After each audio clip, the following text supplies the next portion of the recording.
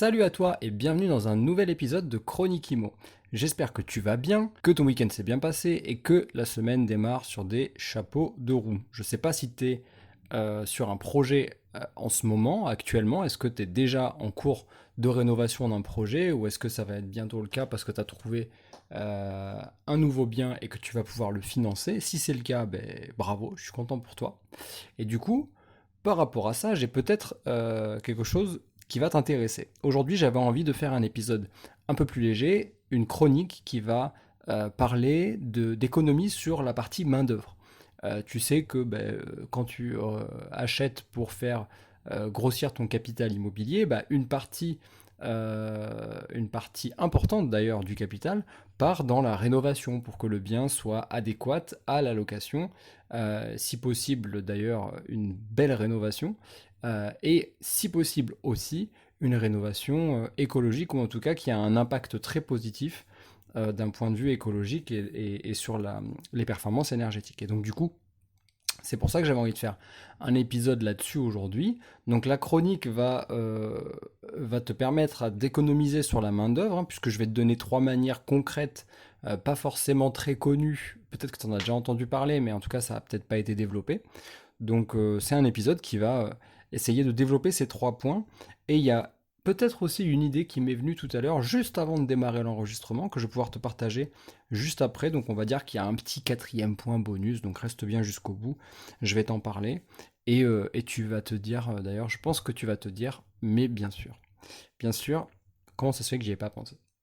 Bref, avant de démarrer cet épisode, je voulais remercier toutes les personnes qui ont pris le temps d'aller mettre un avis positif sur, comment ça s'appelle, sur Apple Podcast, puisqu'on arrive à un total de 12 avis positifs, donc 12 avis 5 étoiles, ce qui est trop cool.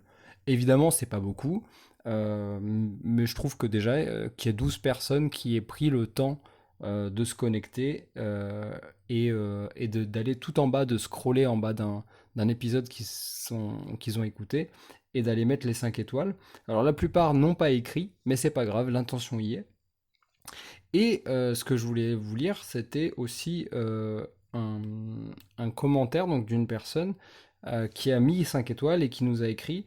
Et je suis désolé parce qu'elle a écrit en avril, le 14 avril, et je me rends compte du message que maintenant. Donc voilà, pour te dire à quel point je vais pas regarder souvent. Euh, du coup, je vais le lire. On a donc un message de Amy, je le prononce comme ça, donc Amy Kaza. Merci pour cet excellent podcast. Je rattrape l'ensemble des épisodes car les thèmes sont top et source d'informations précieuses. J'ai particulièrement aimé l'épisode Créer ta première communauté féminine. La première communauté d'investisseuses, hein, je précise. D'ailleurs, que signifie assez avant chaque recommandation?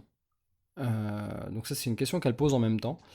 Par avance, merci pour votre retour, Amy. Amy, merci beaucoup pour d'avoir pris le temps de laisser un avis et d'avoir laissé un petit message écrit. Effectivement, c'est un épisode que j'ai adoré tourner avec les filles d'Investir comme elles. Elles sont vraiment très inspirantes, elles ont beaucoup d'idées et elles sont très débrouillardes. J'aime beaucoup ce côté euh, on s'en fout du quand dira-t-on, il suffit de faire comme ça, comme ça, comme ça. C'est très, on va dire, directif dans leur manière d'investir et de mettre les choses en place, en tout cas pour changer, à mon avis, beaucoup de choses chez beaucoup de femmes. Ensuite, tu poses une question, tu demandes que signifie assez avant chaque recommandation. Et là, je t'avoue que je ne sais pas vraiment de quoi tu parles. J'ai regardé si tu parlais de moi, mes recommandations, donc c'est-à-dire dans la description de chacun des épisodes. Et j'avoue que j'ai pas trouvé. Donc je ne sais pas. Peut-être que toi, cher auditeur, tu vois de quoi elle parle, Amy. Tu pourras me faire un message en privé directement sur le groupe Telegram. Donc tu as le lien dans la description. Ou alors sur Instagram, je réponds généralement dans les 48 heures, j'ai répondu, hein. Donc voilà, je voulais prendre le temps de lire le message et de remercier toutes les personnes qui prennent le temps déjà d'écouter, mais encore plus si jamais vous appréciez. d'aller laisser un petit commentaire. Allez, on avance sur l'épisode du jour, parce qu'on va quand même pas passer toute la journée à se passer de la crème, ça serait trop sympa sinon. Donc l'idée, pour moi, c'est de ramener le coût en fait de la main d'œuvre parce que les matériaux ont pris beaucoup là sur ces 2 dernières années. Le coût des matériaux, c'est un truc de fou, que ça soit le bois ou le métal, vraiment tout a pris énormément, quasiment 30% là pour les rails et les montants. Juste, c'est un exemple parmi tant d'autres, mais moi, à chaque fois que je vais en chercher là pour les chantiers qu'on a en cours, ou à chaque fois que je passe une commande, je t'explique, j'ai commandé 168 montants il y a 2 semaines. Quand j'ai vu la facture, j'aurais voulu qu'on remonte dans le temps et qu'on soit avant le Covid, quoi. Bref, vu que les matériaux augmentent et la main-d'œuvre aussi, forcément, il faut bien rattraper quelque part. Et il y a certains cas où on va pouvoir rattraper sur justement cette main-d'œuvre. Et donc j'en ai noté trois. Je vais les développer, je vais te donner des astuces pour aller peut-être développer toi si ça t'intéresse, pour aller faire tes recherches toi-même. Mais en gros, la première des solutions qu'on pourrait mettre en place pour qu'un chantier te coûte pas cher, ou en tout cas moins cher, c'est d'aller gratter dans les plateformes de chantiers solidaires. Je sais pas si tu as déjà entendu parler de ça. Moi, c'est un truc que je regardais à l'époque à la télé quand j'étais mineur. Ça s'appelait Les Maçons du Cœur. Et je crois que c'était juste un remake d'un truc américain. Je crois que c'était avec Oprah Winfrey, où genre, il demandait à une famille de partir une semaine. Il leur payait l'hôtel une semaine ou 10 jours. 10 jours plus tard, les gens revenaient et il y a une cinquantaine d'artisans du cœur, en quelque sorte, qui sont venus et qui ont retapé la baraque de fond en comble, qui en ont fait un lieu extraordinaire alors qu'il était avant peut-être délabré, peut-être insalubre et ça venait aider des gens qui étaient dans une mauvaise passe. Bref, je me suis rappelé de ça parce que je regardais la version française à la télé et, euh, et je me suis dit, tiens, mais il y a forcément des choses qui se sont organisées en France, etc. Effectivement, il y a des plateformes de chantier solidaire ou chantier participatif. Donc, il faut que tu tapes les deux mots-clés parce que suivant ce que tu tapes, tu ne trouveras pas la plateforme en question. Moi, je suis inscrit sur une de ces plateformes et j'ai officiellement fait un chantier, enfin, lancé un projet. Donc, je vais voir ce que ça va donner. Je vous ferai des retours ici dans le podcast. La plateforme en elle-même, elle s'appelle twiza.org, donc twiza.org. Et visiblement, elle a très bonne réputation, en tout cas, elle est bien notée. Et moi, je vais le tester parce que cette solution-là, elle s'y prête vachement à ce que je souhaite faire. Juste pour être très clair, c'est pas un chantier de, par exemple, un appartement pour du locatif ou une location saisonnière ou une maison, quoi que ce soit. C'est complètement autre chose. Donc j'en parlerai en temps et en heure. Et pour ce chantier-là, je pense qu'il faudra des talents euh, qui ont l'habitude de ce genre de chantier participatif parce que clairement, bon, je veux pas trop en dire parce que j'ai peur de spoiler trop le truc, mais grosso modo, je pense que si je devais faire appel à une entreprise spécialisée pour ça, ça me coûterait, à mon avis, plusieurs dizaines de milliers d'euros, pour pas dire peut-être 100 000 euros. Alors que je pense, et tout simplement parce que c'est une maîtrise particulière, un métier un petit peu qui est en train un peu de s'éteindre, c'est de la maçonnerie, mais un peu, tu sais, à l'ancienne. Et je vais m'arrêter là parce que sinon je vais complètement spoiler le truc. Donc j'en reparlerai en temps et en heure, mais j'ai vraiment lancé un projet et j'ai hâte de voir comment ça se passe sur la plateforme pour pouvoir te faire un retour à toi dans un prochain épisode. Donc ça c'est le premier point que je voulais soulever, c'est faire des sollicitations sur des plateformes de chantier participatif ou chantier solidaire. Et il faut pas croire qu'il faut forcément construire une maison en bois ou une maison en paille. Enfin tu vois, il faut pas que ça soit un truc 100% écolo hardcore pour que ça soit validé par les plateformes. Évidemment, il faut pas que ça soit euh, purement remplacer de la main-d'œuvre, tu vois ce que je veux te dire, que tu aurais payé à prix fort par de la main-d'œuvre gratuite. Il faut toujours qu'il y ait une contrepartie. Et très souvent, la contrepartie, et c'est là que l'enjeu est important, c'est qu'il y a sur le chantier, il y a au moins un talent qui sait ce qu'il faut faire. Et beaucoup de gens ont du temps. Il faut que tu le saches. Il y a des gens qui ont du temps, mais ils aiment tuer le temps que dans un seul euh, type de choses, tu vois, qui leur plaît. Et pour beaucoup, ça va être la rénovation. Et je les comprends parce que c'est vraiment quelque chose pour lequel moi je me suis pris de passion.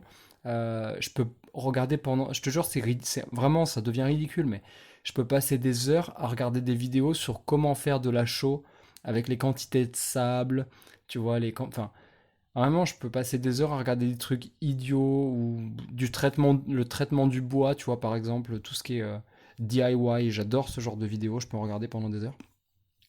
Et du coup, voilà. Donc tout ça pour dire que les chantiers participatifs, c'est extraordinaire. Et justement, sur twiza.org, on peut voir qu'il y a plusieurs chantiers qui sont pas des chantiers ultra écolo en mode écolo vénère, tu vois.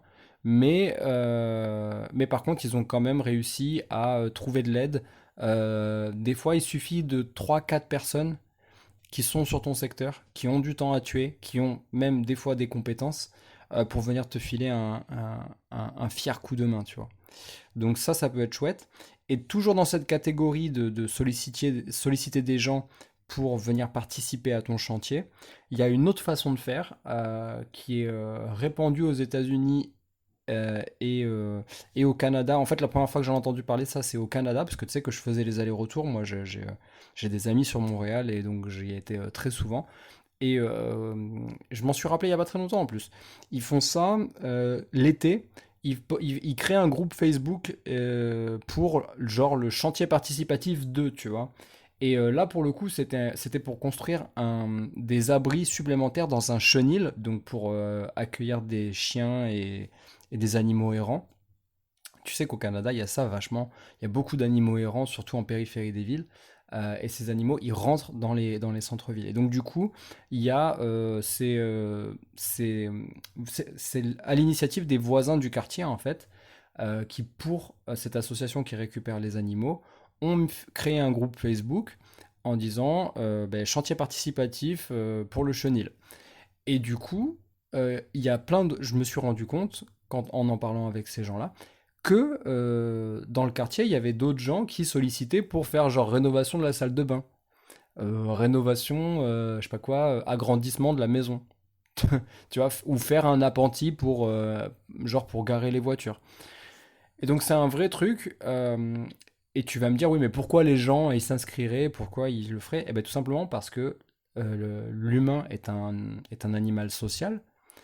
Et donc du coup, il a besoin de s'entourer d'autres gens pour d'autres motivations que l'argent ou tu vois ce genre de choses.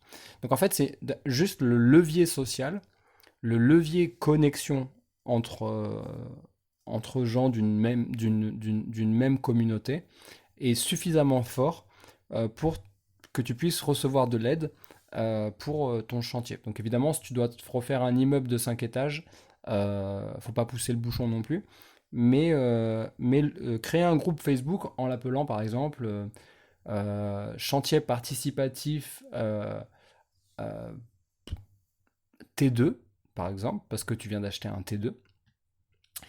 Et dans la description, bien mettre en avant tes valeurs à toi. Donc en fait, tu ne parles pas de l'objectif final pour toi. À mon avis, il ne faut pas en parler. L'idée de dire, ouais, je vais mettre en location un T2 pour, par exemple, mettre des locataires et me faire un cash flow positif de 500 euros par mois. À mon avis, ça, tu le gardes pour toi. Tu n'as pas besoin d'en parler. Mais par contre, plutôt expliquer pourquoi tu as besoin d'aide. Donc par exemple, un manque de budget cruel pour arriver au bout de ce chantier, l'augmentation drastique des coûts des matériaux qui t'empêche de pouvoir prendre le nombre d'entreprises dont tu as besoin. Euh, et tout simplement, besoin de connaître du monde sur le secteur, parce que je ne suis pas originaire du secteur, tu vois, ça peut être une bonne idée de parler de ça. et plus parler de qu'est-ce que toi t'apportes. Ça, c'est un peu une règle d'or dans n'importe quel type de business, et ça marche aussi en sociologie. Pourquoi les gens viendraient vers toi? Tout simplement parce que tu leur apportes quelque chose. Tu n'en as peut-être pas forcément conscience, mais tu sais que tu peux utiliser ce levier-là dans la description de ton projet. Donc, qu'est-ce que tu peux apporter? Tu peux apporter, je sais pas, si par exemple tu es un super cuisinier, genre si tu cuisines à la perfection, je sais pas moi, la salade niçoise, vraiment, j'ai pas d'idée là, tu vois, ou un chili con carne, eh ben tu mets que tu fais le meilleur chili con carne de la région. Et du coup, ce que tu proposes, c'est que les gens viennent t'aider sur une période donnée, donc par exemple pendant 5 jours, que toi ton chantier sera ouvert à la participation pendant 5 jours. Pendant 5 jours, tu offres le couvert aux gens qui viennent t'aider. Si tu as la possibilité de loger sur place, ben, tu offres ça aussi. Je sais pas, si tu as la possibilité d'autre chose, par exemple, si tu es...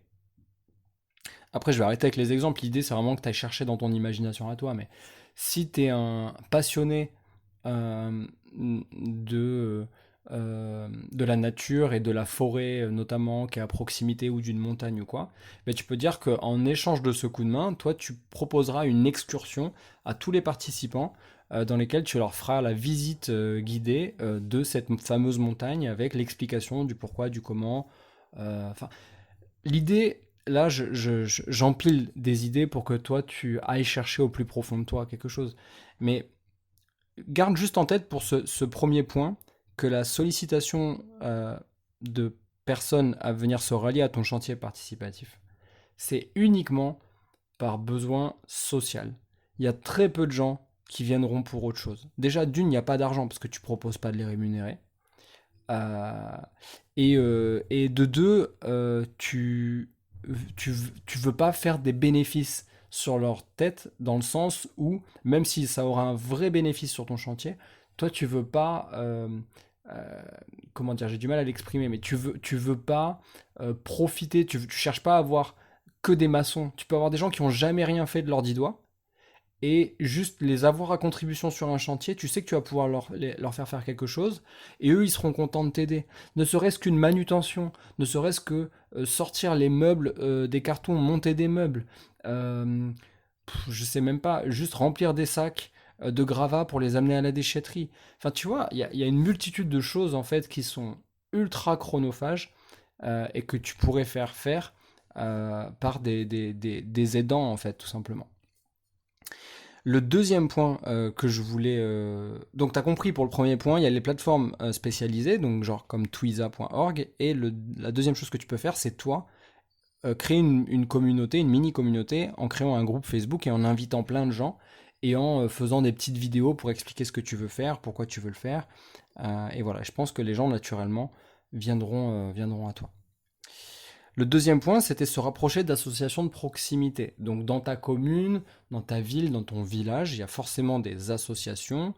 Ces associations, moi je te conseille de te tourner vers les associations de personnes à la retraite et si possible les anciens du bâtiment.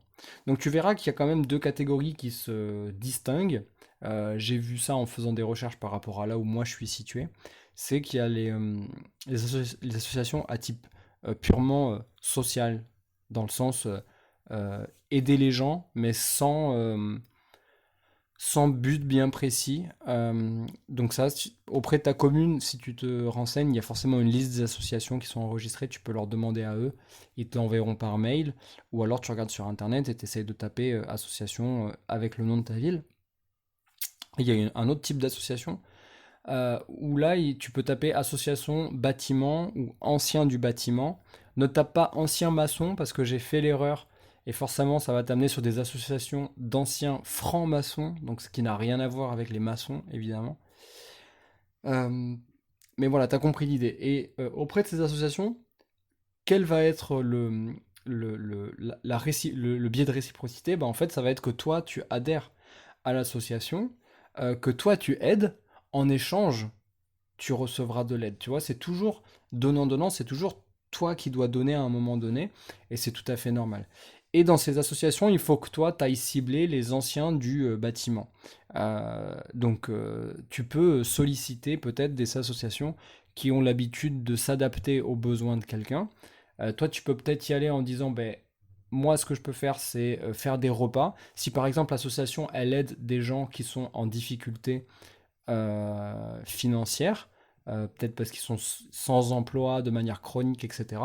Mais toi, tu peux dire que tu vas euh, gérer les repas pour, je sais pas, genre 10 ou 15 personnes de l'association pendant une semaine, en fait, pendant le temps où ces gens-là pourront venir te filer un coup de main. Donc, soit les gens qui sont vraiment dans le besoin, soit les gens de l'association, tu as compris, les gens qui sont adhérents à l'association, qui sont aidants, et, euh, et que eux pourront venir t'aider toi. Tu vois, c'est vraiment une sorte de circuit d'entraide, et ça, je sais que ça marche très très bien. Il y a un vrai business des associations aux États-Unis. Les gens adorent les associations. D'ailleurs, c'est très rare que les gens ne font pas partie officiellement d'une association.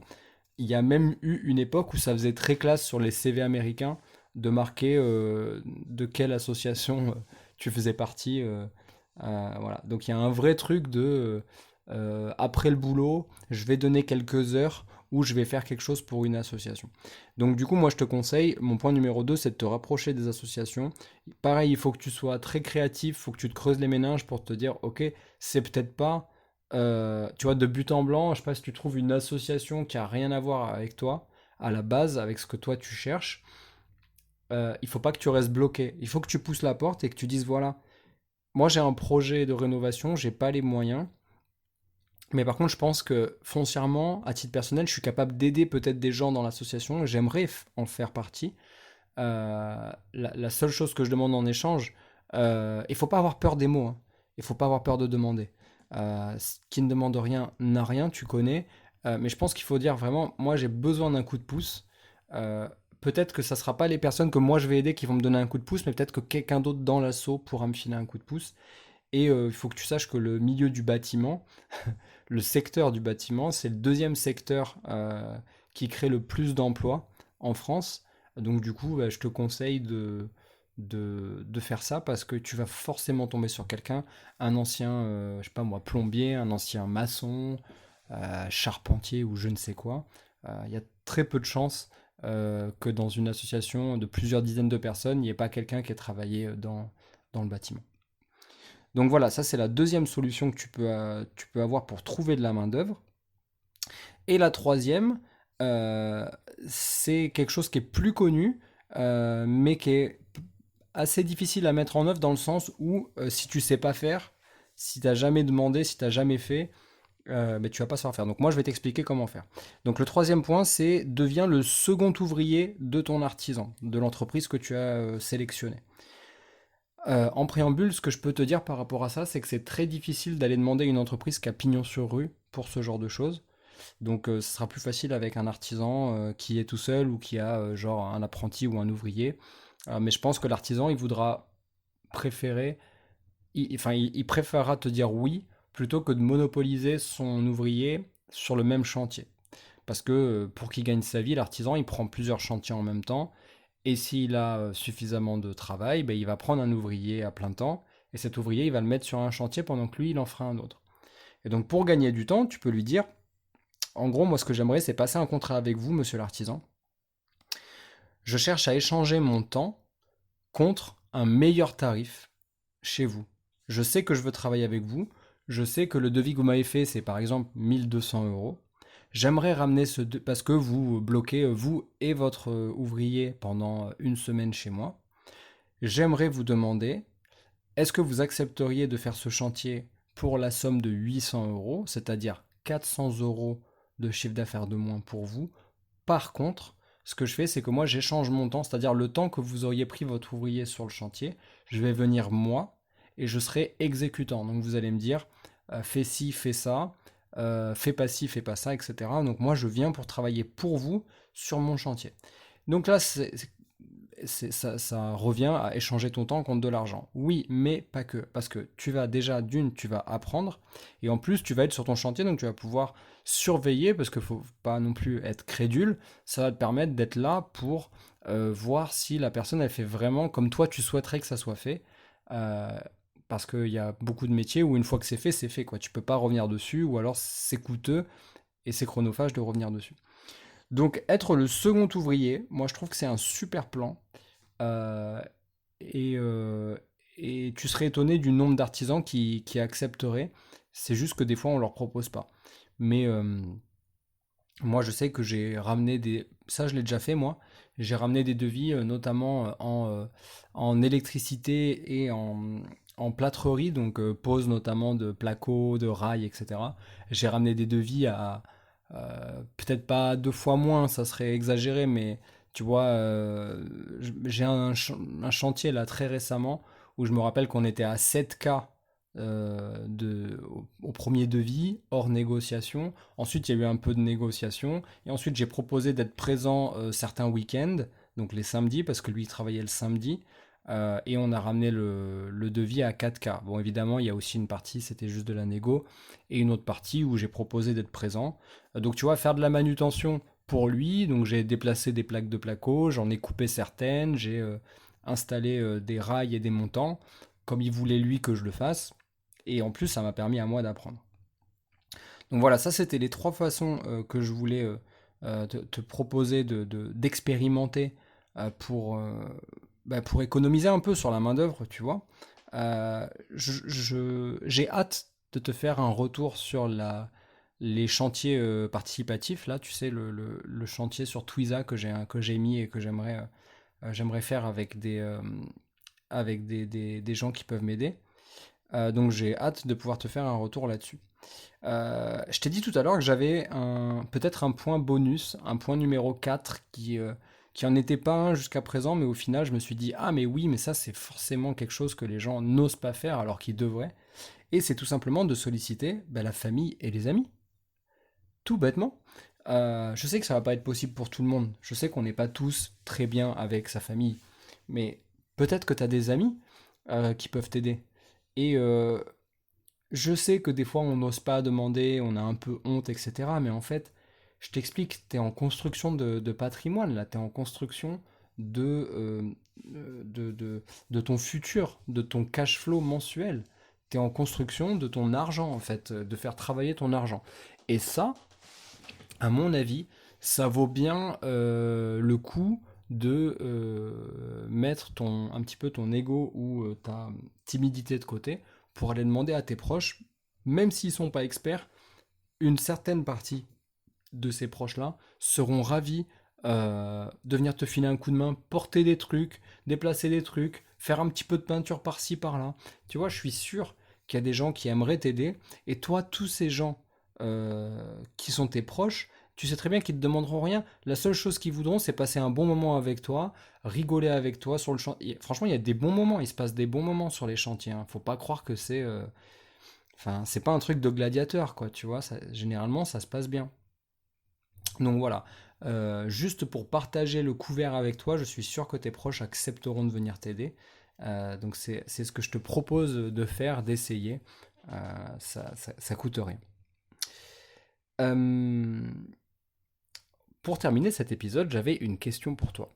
D'habitude, on me pose une question et je vous la partage ici dans l'épisode. Mais aujourd'hui, la question, c'est plutôt moi qui vais vous solliciter. Pourquoi? Parce que c'est l'un de mes associés qui a un appartement. Je t'explique grosso modo. Si jamais tu as la réponse, tu n'hésiteras pas à m'écrire en privé pour me donner la solution. En tout cas, moi, je ne l'ai pas. Il me dit, voilà Mathieu, tu sais, il y a tel appartement, là, la coloc à tel endroit. On a une sorte de problème récurrent qui revient, c'est de l'humidité. Donc ça se manifeste par une présence d'humidité sur les murs, du coup ça noircit, du coup ça fait pas des champignons, mais voilà, t'as compris, il y a des traces d'humidité, ça fait un peu des odeurs, etc. Et c'est pas normal. Évidemment, c'est pas normal. Et donc, du coup, ça nous a coûté jusqu'à présent, tout est pour tout, plusieurs passages d'un artisan pour mettre une peinture anti-fongicide, des produits dans les angles, faire des ouvertures au-dessus des menuiseries pour laisser passer l'air, raboter dessous les portes, encore une fois pour laisser circuler l'air, etc. Et moi, j'écoutais donc son explication et ce qu'il me demandait. Et j'attendais qu'il finisse pour lui dire, oui, il faut mettre une VMC, en fait, il n'y a pas de VMC dans ton bien. Et en gros, évidemment, il me dit, donc je lui dis ça, et il me dit, évidemment, oui, mais on a pensé, c'est ce qu'on voulait faire, sauf que, et tu vas comprendre ma question maintenant, cet appartement, il est dans une grosse copropriété des années genre 60-70, et dans cette copropriété, aucun des appartements n'a de VMC, il n'y en a pas dans les communs non plus, et visiblement, c'est écrit dans le règlement de copropriété, on ne peut pas installer de VMC. Visiblement, ça serait inscrit. Il n'y aurait pas la possibilité de rajouter, donc de faire des travaux pour installer une VMC, et notamment pour la bonne et simple raison que ça nécessiterait à chaque étage alors, c'est pas vraiment vrai. Si tout le monde se mettait d'accord, ça serait pas vrai, mais bon, bref. Ça nécessiterait de faire un trou dans un mur à chaque étage, donc au niveau de la façade. Et donc du coup, je lui dis, bah oui, d'ailleurs, moi qui l'ai fait récemment, je peux le dire, j'ai fait un trou dans ma façade, mais c'est mon immeuble, je fais ce que je veux. Même si en réalité, la mairie pourrait me retoquer pour le trou qui est visible de la rue, mais bon, c'est pas grave. Et eux, clairement, c'est pas possible. S'ils font un trou, ça va se voir, même si ils mettent derrière une grille de protection, tu vois, pour laisser passer l'air, pour laisser s'extraire l'air. Donc en gros, voilà, ils ont la problématique qu'ils peuvent pas installer de VMC. Ils ont ils ont créé des ouvertures pour que les flux puissent rentrer et sortir, mais évidemment, sans le travail de la ventilation mécanisée, ça ne fonctionne pas. D'ailleurs, ça c'est une fausse croyance, ça sert à rien de raboter les portes dessous et de faire des ouvertures de menuiserie, notamment pour les fenêtres en PVC au-dessus, là. Ça ne sert à rien de faire ça s'il n'y a pas une VMC qui vient tirer l'air sain, donc qui arrive de l'extérieur, pour l'extraire par l'air, par la mécanique des flux, et ensuite l'extraire via l'extraction donc de l'air vicié, soit par un chapeau en toiture, soit par une grille en façade. Donc du coup voilà, moi la question que je voulais poser à la communauté, c'est est-ce qu'il y a quelqu'un ici qui écoute, qui est expert de ça, qui a déjà eu la problématique et qui a réussi à régler le problème, peut-être même en installant une VMC à l'intérieur de l'appartement, mais donc du coup sans en notifier la copro, mais sans avoir cette partie, faire un trou dans la façade, etc., l'évacuer autrement, l'air, je ne sais pas comment d'ailleurs. Mais si quelqu'un a la solution, sachez que je suis preneur. Voilà. On arrive à la fin de cet épisode, donc j'espère que ça t'a plu, j'espère que la chronique t'a donné des idées, en tout cas que ça a ouvert tes chakras, et peut-être que tu vas te poser les bonnes questions sur ah mais oui, et si je mettais à contribution des gens pour participer à mon chantier en échange de quelque chose, peut-être que ça peut être plus intéressant pour toi que de prendre, pour certaines tâches évidemment, que de prendre des artisans. En tout cas, si tu as besoin d'aide pour travailler sur ton imagination, si tu en as besoin ou quoi, tu sais que tu peux m'écrire en privé directement dans le Telegram ou sur Instagram.